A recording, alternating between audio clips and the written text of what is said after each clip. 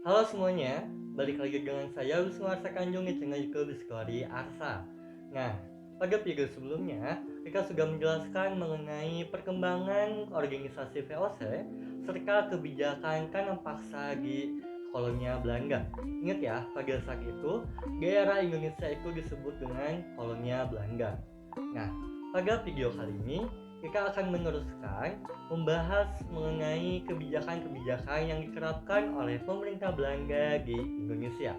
Yakni kita akan bahas mengenai politik terbuka, kemudian Undang-Undang Agraria tahun 1870, dan yang terakhir kita akan membahas mengenai kebijakan politik etis. Oke, kita langsung saja ke pemateriannya. Selamat menyaksikan. Kebijakan politik pintu terbuka. Pada tahun 1870, di Indonesia mulai dilaksanakan politik kolonial liberal yang sering disebut dengan politik pintu terbuka. Nah, sejak saat itu, pemerintah Hindia Belanda membuka daerah Indonesia bagi para pengusaha asing untuk menanamkan modalnya di Indonesia, khususnya di bidang perkebunan. Jadi pada saat itu, pemerintah kolonial Belanda membebaskan para pengusaha asing untuk menanamkan modalnya di Indonesia. Jadi udah bebas, tidak ada larangan bagi bangsa lain untuk melakukan penanaman modal di Indonesia, khususnya dalam bidang perkebunan. Nah, pada periode tahun 1870 sampai tahun 1900 itu disebut dengan zaman liberalisme. Nah, pada waktu itu pemerintah Belanda dipegang oleh kaum liberal yang kebanyakan terdiri dari pengusaha swasta yang mendapatkan kesempatan untuk menanam modalnya di Indonesia dengan cara besar-besaran. Nah, mereka juga mengusahakan perkebunan besar seperti perkebunan kopi, teh, tebu, kina, kelapa, kemudian coklat, tembakau, dan masih banyak lagi.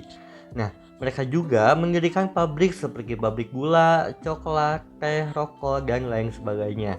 Nah, pelaksanaan politik kolonial liberal ini ditandai dengan dikeluarkannya Undang-Undang Agraria dan Undang-Undang Gula. Kemudian Undang-Undang Agraria.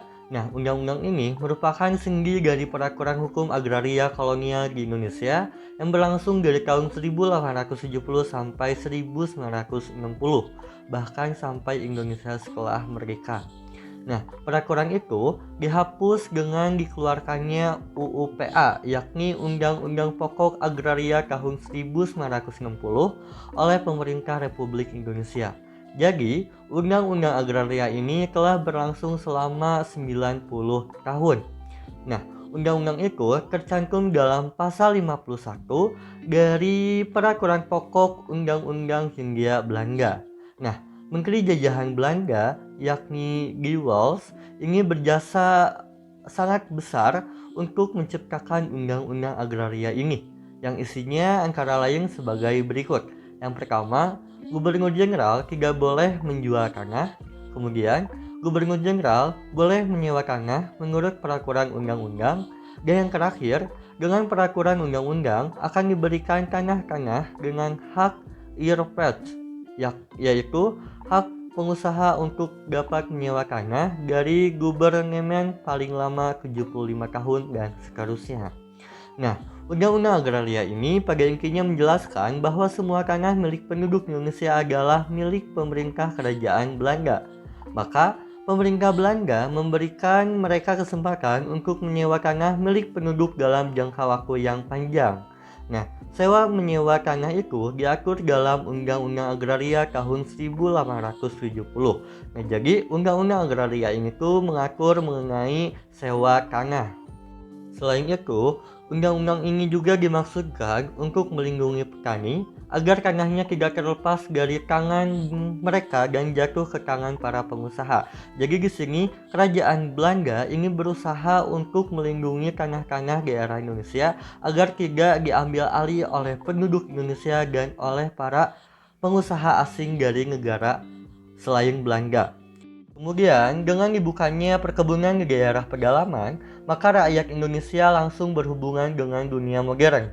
Nah, mereka mulai benar-benar mengenal artinya uang. Mereka juga mengenal hasil bumi yang diekspor dan barang luar negeri yang diimpor, seperti tekstil. Nah, Hal itu tentu membawa kemajuan bagi para petani. Sebaliknya, usaha bangsa sendiri banyak yang terdesak, misalnya usaha kerajinan, seperti usaha perkebunan menjadi mati. Nah, dengan adanya perkebunan-perkebunan itu, pemerintah Hindia Belanda menjadi negeri pengekspor hasil perkebunan terbesar pada saat itu. Kemudian kebijakan politik etis. Nah, melihat kenyataannya, banyak rakyat Indonesia yang menderita akibat kebijakan-kebijakan pemerintah kolonial Belanda. Para pengabdi kemanusiaan yang dulunya menentang tanam paksa mendorong pemerintah kolonial untuk memperbaiki nasib rakyat Indonesia. Nah, sudah menjadi kewajiban pemerintah Belanda untuk memajukan bangsa Indonesia, baik jasmani maupun rohaninya. Nah, dengan demikian, untuk memajukan bangsa Indonesia, dilaksanakannya politik etis atau yang disebut dengan politik balas budi. Nah, politik etis ini dicetuskan oleh Van Deventer. Nah, ia memperjuangkan nasib bangsa Indonesia dengan menulis karangan dalam majalah yang berjudul dalam bahasa Indonesianya yaitu Hutang Budi. Nah, ia juga menjelaskan bahwa Belanda telah berhutang budi kepada rakyat Indonesia. Nah, hutang budi itu harus dikembalikan dengan memperbaiki nasib rakyat Indonesia, mencerdaskan dan memakmurkan rakyat Indonesia. Jadi pada saat itu ada salah satu tokoh dari Belanda yang menentang adanya kebijakan-kebijakan pemerintah kolonial Belanda di Indonesia. Jadi pada saat itu ia menegaskan bahwa pemerintah Belanda itu harus berhutang budi kepada rakyat Indonesia. Menurut Van Deventer, ada 3 cara untuk memperbaiki nasib rakyat Indonesia. Di antaranya yang pertama, edukasi atau pendidikan. Nah, dengan adanya edukasi akan dapat meningkatkan kualitas bangsa Indonesia sehingga dapat diajak memajukan perusahaan perkebunan dan mengurangi keterbelakangan. Jadi pada saat itu sistem pendidikan atau pendidikan mulai diterapkan di Indonesia pada saat kebijakan politik etis. Yang kedua, irigasi atau pengairan. Nah, dengan irigasi tanah pertanian akan menjadi subur dan produksinya bertambah. Dan yang terakhir yaitu emigrasi atau pemindahan penduduk. Nah, dengan adanya emigrasi atau pemindahan penduduk dari daerah Pulau Jawa ke pulau luar Jawa yang tanahnya masih belum diolah menjadi perkebunan, itu akan dapat diolah untuk menambah penghasilan. Jadi, tanah di luar Pulau Jawa itu tuh diolah gitu oleh penduduk yang sudah pernah berkebun di Jawa itu. Jadi penduduk yang di Jawa itu dipindahin ke luar Pulau Jawa untuk berkebun. Selain itu juga untuk mengurangi kepadatan penduduk di daerah Pulau Jawa. Nah, usaha Van Deventer tersebut mendapatkan perhatian besar dari pemerintah Belanda. Nah, pemerintah Belanda menerima saran tentang politik etis, namun akan diselaraskan dengan sistem kolonial di Indonesia. Nah, edukasi dilaksanakan akan tetapi semata-mata untuk memenuhi kebutuhan pegawai rendahan. Nah, pendidikan dipisahkan antara orang Belanda, bangsawan, dan rakyat. Jadi pada saat itu, sekolah di Indonesia dibedakan menjadi 3, yakni ada pendidikan khusus orang Belanda, kemudian pendidikan khusus anak bangsawan, dan pendidikan khusus pribumi atau khusus rakyat Indonesia. Nah, bagi rakyat kecil, hanya tersedia sekolah rendah saja untuk mendidik anaknya menjadi yang setia pada penjajah. Kemudian pandai dalam administrasi dan sanggup menjadi pegawai dengan gaji yang rendah. Jadi pada saat itu pendidikannya itu masih diatur oleh pemerintah kolonial Belanda yang bertujuannya itu untuk menjadi sebagai pegawai rendahan kolonial Belanda. Nah, dalam bidang irigasi atau pengairan diadakan pembangunan dan perbaikan. Akan tetapi pengairan tersebut tidak ditunjukkan untuk pengairan sawah dan ladang milik rakyat, namun untuk mengairi perkebunan-perkebunan milik swasta asing dan pemerintah kolonial. Dan yang terakhir, emigrasi juga dilaksanakan oleh pemerintah Belanda bukan untuk memberikan penghidupan yang layak serta pemerataan penduduk, akan tetapi untuk membuka hutan-hutan baru di luar Pulau Jawa bagi perkebunan dan perusahaan swasta asing. Selain itu juga untuk mendapatkan tenaga kerja yang murah. Jelas bahwa pemerintah Belanda telah menyelewengkan politik etis atau menyalahgunakan adanya kebijakan politik etis. Nah, usaha-usaha yang dilaksanakan baik edukasi, irigasi, dan imigrasi tidak untuk memajukan rakyat Indonesia, akan tetapi untuk kepentingan penjajah itu sendiri. Jadi untuk Belandanya sendiri. Nah, sikap penjajah Belanda ini telah menyadarkan bangsa Indonesia bahwa penderitaan dan kemiskinan rakyat Indonesia dapat diperbaiki jika bangsa Indonesia bebas, merdeka, dan berdaulat. Nah, jadi dengan adanya politik etis, bangsa Indonesia mulai menyadari bahwa bangsa Indonesia ini tuh harus bangkit dari penjajah Belanda.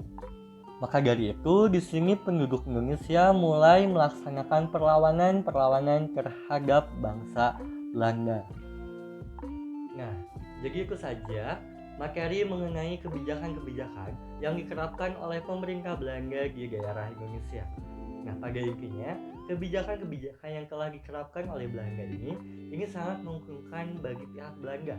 Tapi menurut Indonesia, dengan adanya kebijakan itu, bangsa Indonesia itu menjadi terpuruk, menjadi sengsara, itu tidak ada kata sejahtera pada saat itu. Karena pada saat itu Indonesia sangat dijajah sekali oleh bangsa Belanda. Nah, akan tetapi dengan adanya kebijakan politik etis, di mana kebijakan politik etis ini itu disebut dengan kebijakan balas budi. Nah, di daerah Indonesia itu sendiri ini sudah adanya sistem pendidikan. Nah, dari adanya sistem pendidikan ini, dari bangsa Indonesia muncullah kaum terpelajar. Nah, dari kaum terpelajar ini yang nantinya akan menggerakkan rakyat Indonesia untuk terbebas dari penjajahan Belanda. Nah, mungkin mengenai itu kita akan bahas lagi di video selanjutnya. Nah, pada video selanjutnya juga kita akan membahas mengenai perkembangan kolonialisme bangsa Inggris di Indonesia. Nah, jadi pada saat itu ternyata selain dari bangsa Belanda, bangsa Inggris juga pernah menguasai daerah Indonesia. Nah, kita akan simak videonya minggu selanjutnya. Nah, mungkin sekian aja video kali ini. Mohon maaf apabila ada kekurangan serta kesalahan. Sampai jumpa di video selanjutnya. Bye bye.